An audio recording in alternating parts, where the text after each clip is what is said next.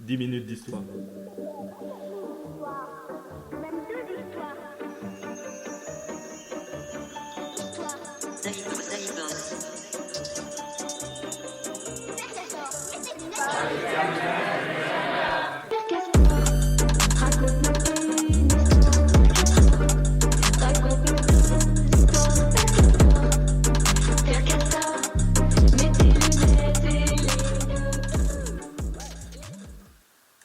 Cet appel est bien fictif.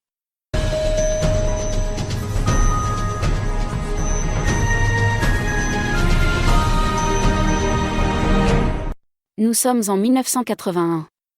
Ronald Reagan, ancien acteur et membre du Parti républicain, vient d'être élu président des États-Unis et succède à Jimmy Carter, son homologue démocrate, en plein contexte de crise économique sur fond de stagflation.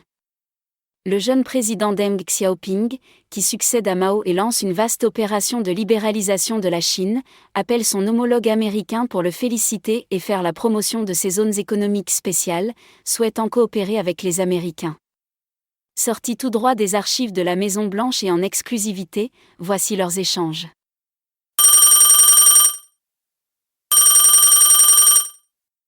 Bonsoir Ronald, j'espère que tu vas bien. Je te félicite pour cette victoire écrasante. Bonsoir Deng. Je te pensais plus triste que cela du départ de mon prédécesseur aux idées rouges, Jimmy. Je crois en notre collaboration Ronald. Nos deux pays ont tout à y gagner. Toi et moi dominerons l'économie mondiale. Entre nos deux partis, ton cœur balance. Mi de gauche, mi de droite? Quelle drôle d'idée. C'est surtout à la politique de Mao que je m'oppose et à sa vision du communisme fermé qui entrave la Chine dans son image d'État sous-développé. C'est pour cela que j'ai réclamé en 1960 des réformes face à ce régime pour ouvrir la Chine au monde entier.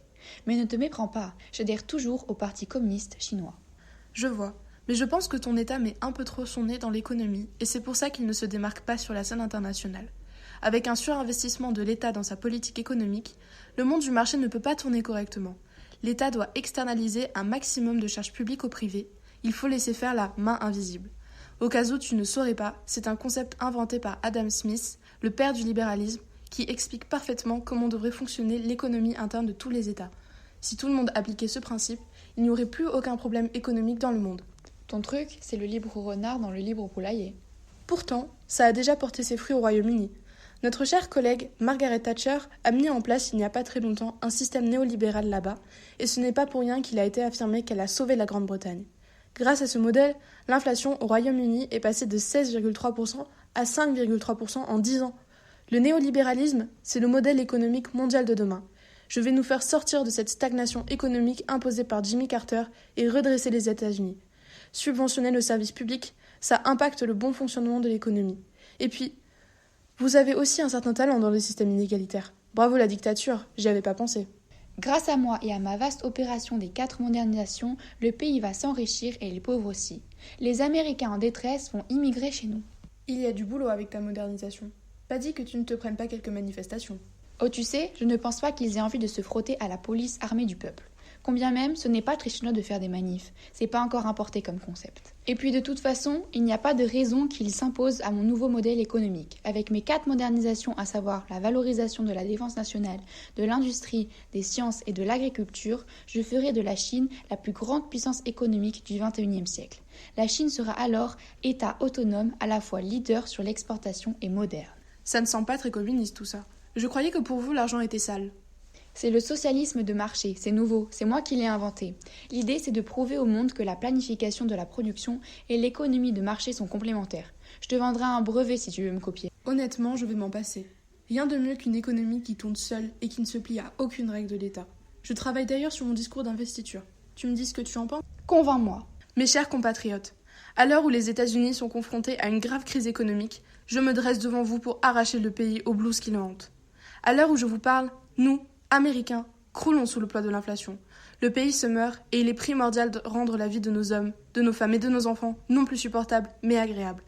Les maladies de l'économie dont nous souffrons sont nées il y a bien des années à cause d'un système incapable de se plier aux limites de ses capacités.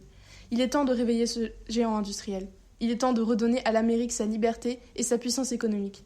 Je serai le président de tous les Américains et ensemble, nous relèverons les États-Unis et nous brillerons à nouveau. J'en quitterai presque le Parti communiste.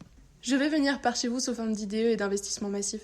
Ça devrait vous faire flancher pour le néolibéralisme. Nous ne sommes plus si fermés, tu sais. Avec mes zones économiques spéciales et mes 14 villes ouvertes, nous nous ancrons lentement mais sûrement dans la mondialisation. Viens mon copain, j'aimerais voir ta tête à côté de l'autre Ronald au-dessus d'un McDo, vous feriez un super duo. Promis, je viens pour l'inauguration. Tu vas encore faire ton sourire d'acteur ? Et ta participation à la guerre civile en 1949, c'était pas de la comédie peut-être ? Trêve de plaisanterie, parlons business. C'est ma spécialité. Le but de ces ZES, c'est de mettre en place des zones géographiques plus avantageuses pour les entreprises et de montrer la modernisation de la Chine, puisque 3 États sur 4 en possèdent. J'espère qu'en 1985, j'ouvrirai mes premières zones ouvertes. Hong Kong et Macao doivent devenir des modèles économiques avec des vrais quartiers d'affaires. Les Chinois sont prêts.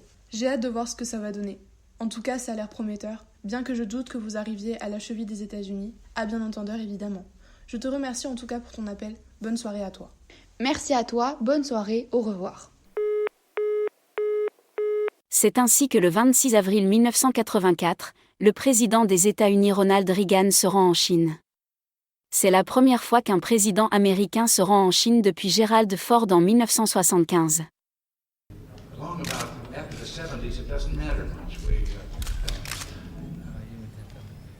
I'll be there shortly myself. 过了70年代以后无所谓，我也快要进入80年代。哦，这进入80年代并不是一件好事。Well, it is not a good thing to enter the 80s.